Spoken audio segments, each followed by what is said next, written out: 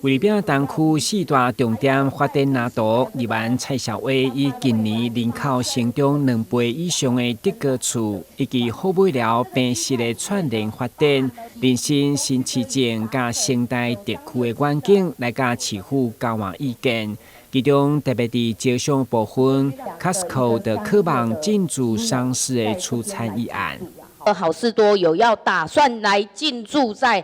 东区商事的这一块土地上，那我们也期许有这样的一个机会。有关东区这个25、26地号啊，我们是在5月26号有正式的公告招商，那等标期呢是2个月到7月25号，所以我们希望说这段期间如果有兴趣投资的厂商，只要它符合这个土地使用的分区是商业区，可以做商业设施使用的，我们都欢迎他们来投资来新建。所以局长有听说好事多要进驻吗？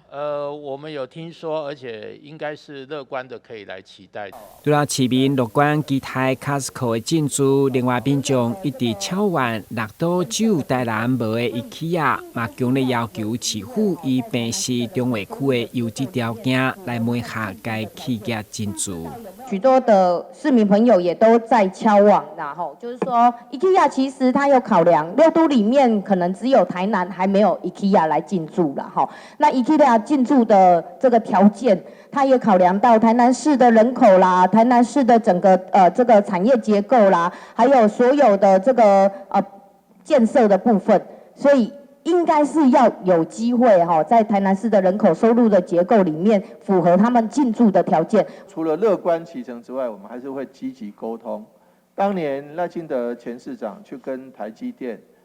的张忠谋沟通，要跟他讲我们台南市的优点，五不缺，人才、人力、水电、地都不缺，所以说打动了张忠谋，所以我们也不排除。连台积电都愿意来，那 IKEA 是，所以我觉得其实也不了解，但我们愿意跟这样的厂商来沟通。但是东区一直是文教中心，如何进一步升级，透过重大招商，成为台南上有潜力加好客气的区域，民众都满心期待。台南新闻军籍张硕维采访报道。